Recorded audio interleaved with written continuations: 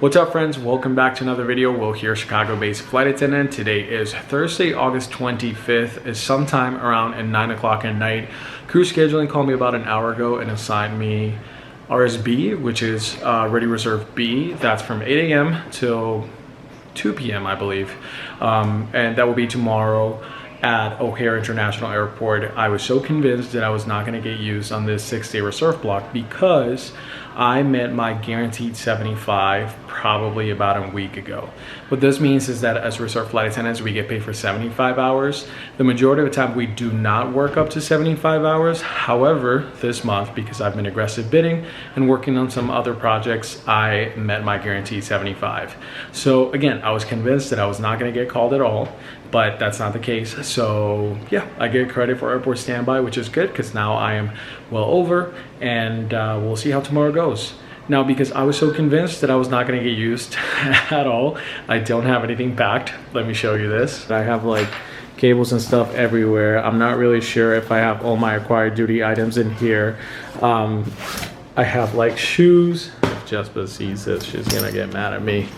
So I'm not supposed to be putting these things on the dining room table, but don't tell her. I have nothing, guys. I literally have, oh, here's my flight time. Okay, it's at 100%, good. This is the little mess that I got going on. I'm about to deal with all this. I have 5 days. So technically, if the airline wanted to, they could use me for all 5 days. So it's kind of hard to pack for the unknown. So we'll see how this goes. I'll probably just throw some t-shirts and stuff in there. Out of O'Hare, we do a lot of international, so for sure I'm not bringing tons of food, because there's always a chance that I can go international, or there's always a chance that I can come back home. So if I come back home, no big deal. If I go internationally, that means that I'm probably gonna have to buy food, but we're not gonna get that far ahead. Let's just go ahead and get this ready. If I don't talk to you after I finish this, I will for sure see you tomorrow for airport standby in the morning.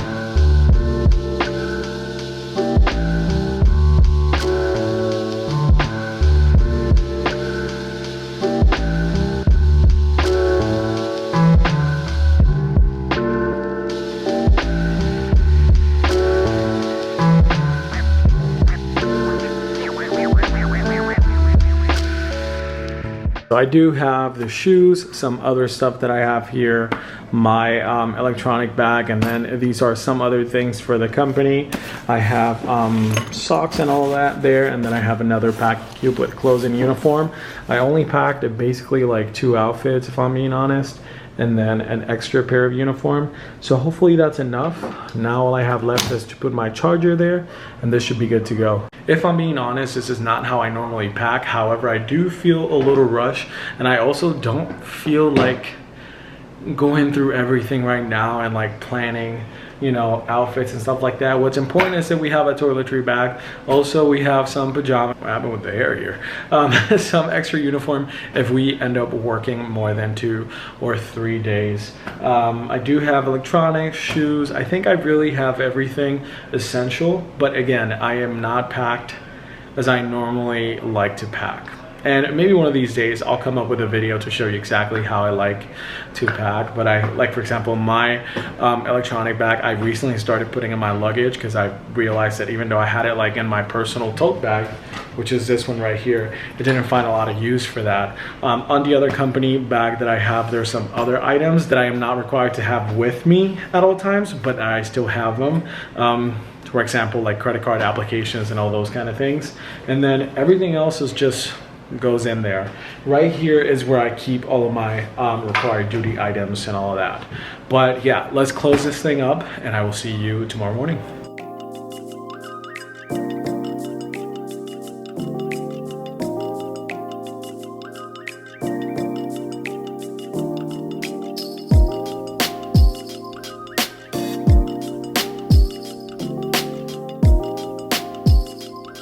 Welcome to the official day where I do airport standby, and I sit at the airport for 8 hours and I don't get anything assigned, and then I get to drive back home in the middle of traffic.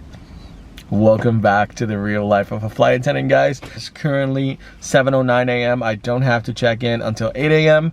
Normally we have remote check-in. However, because it's airport standby, I have to check in from the employee. I was gonna say the employee bus because I just saw it.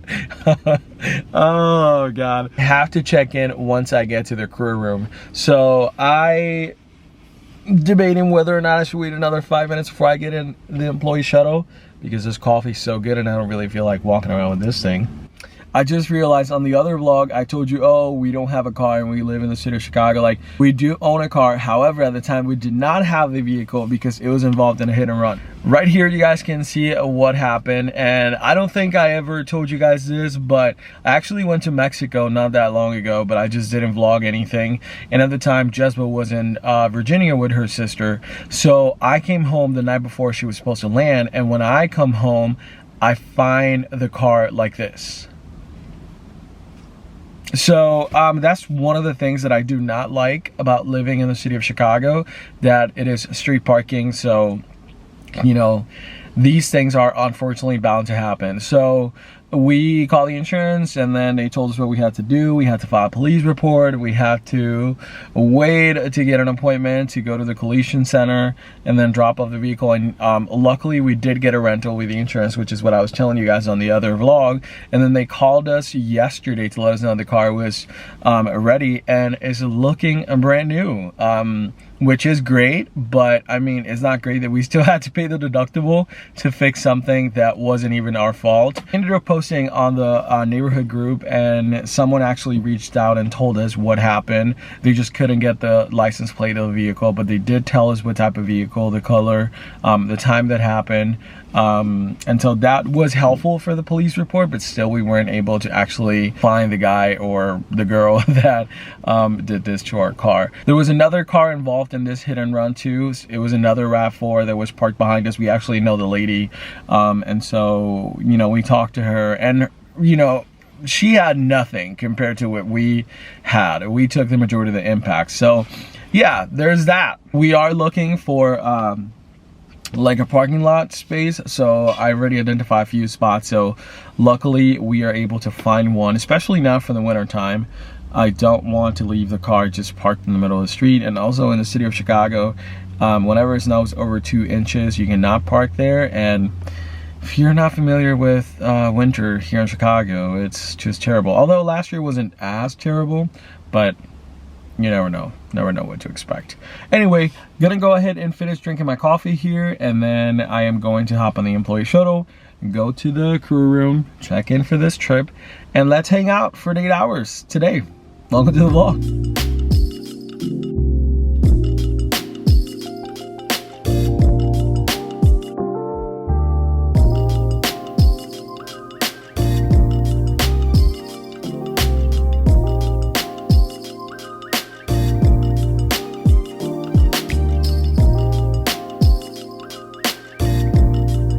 Is a couple of hours later and crew scheduling has not called me to be used at all. As far as operation goes, I don't think we have any other flights leaving during the period of time that I'll be here. So in the next half hour, I'll probably call crew scheduling to see if I can get an early release.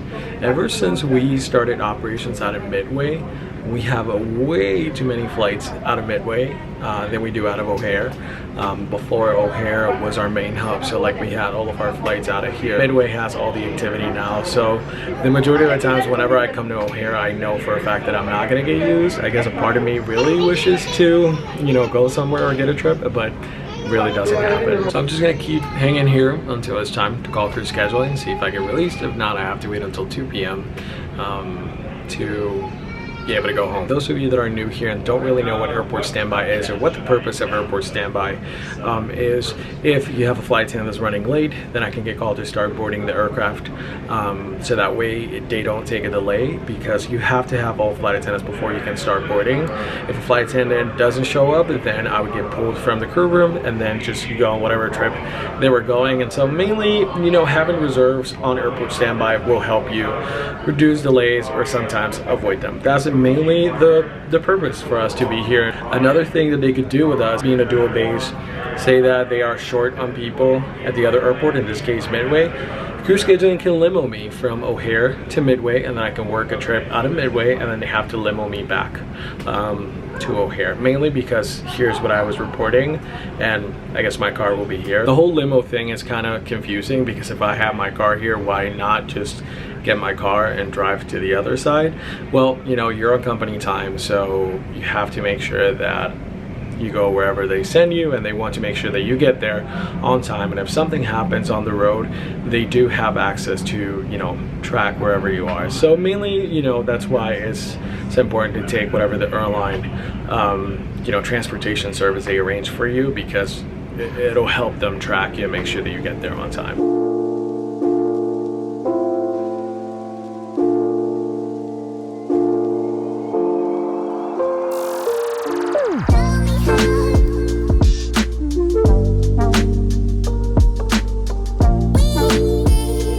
Whenever I'm doing airport standby, I really try to be productive. So this morning when I got in, I took care of all of my must reads, which is company information that we have to acknowledge and read, and make sure that we are aware of whatever changes or new implementations are happening. And then shortly after that, I called a family member, because does it ever happen to you that because you work in the airline industry, family and friends think that you're like their personal travel agent?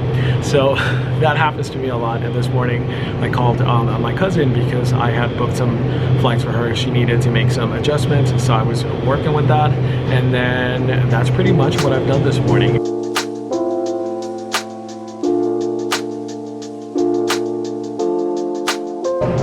Okay, all right, thank you. We are released. We're going home. We are done, guys. Done. Made it to my car here. I'm going to make my way home now. And that's it. I can't believe that's all I did today. How many hours did I do? From 8 to what? Like 3-4 hours? I don't know. Anywho, let me get my keys here. Put all the other stuff. Let's go home. There we go. Let's go. We are on our way home. Crew scheduling released me. As you guys saw, I was at the airport probably for 3.5 hours, and now I am going home. I don't know if crew scheduling was like, let's go ahead and release them early and then give him a brutal trip the rest of his vlog. So, you know, I am good for 4 days after this. I had a 6-day reserve block. The first day I did not get used. Today I did ready reserve, which is airport standby. And then I have 4 more days. I don't know if there's anything on the trade board that I could aggressive bid for. Aggressive bidding is when you put in a request the day before for whatever trip you see on the board that you'd be legal for, meaning that you have the exact days for that trip. So I'm gonna look into that later. These past 2 months, my schedule hasn't been the greatest, and then for next month it's a terrible schedule, which I don't know what's happening, because I used to have a very good reserve schedule. I used to get the days that I always ask for, and now is not the case. So I really need to look into that, which led me to my next thought, which is, you know, do I want to continue being on reserve? There are at least 4 or 5 bases where I could transfer to and have a line. There's also the other side of it, that me transferring and then say that operations do go down, or, you know, the numbers for projected line holders change, then I could potentially fall back on reserve. And it's like, at that point, if I'm gonna commute, I want to commute for a line. I don't want to commute to be on reserve, because that's what I'm already doing here in Chicago. So it kind of like defeats the purpose, and that's a valid fear that I have. We'll see what happens, but I definitely have to sit down and, you know, try to find out what my seniority looks like at other bases and what are the possibilities, because I think I am ready for a change. So we'll see. I probably have about 2 weeks before I have to, you know, submit a request for a transfer, but, you know, nothing's set in stone. I haven't, you know, made a decision yet. I don't know if that's gonna work out. I don't know if that's a good idea, because then another part of me is like, what if I get a line in Chicago and I leave? But then I keep saying, okay, I'll transfer, but then I never do it, and I keep bidding reserve. So we'll see what happens, but I just thought I'd share that with you. Tomorrow's my 1-year anniversary, so congratulations to me. Yay, we made it a whole full year as a flight attendant, and it's been a great experience. I'm gonna let you go now. I hope that you enjoyed coming to the airport with me. Thank you so much for following along. If you enjoyed this video, please smash that like button. Don't forget to subscribe. I saw that a lot of you guys do watch the videos but aren't subscribed. Subscribing is free, so please click that subscribe button, and I'll see you next week for another vlog. Take care.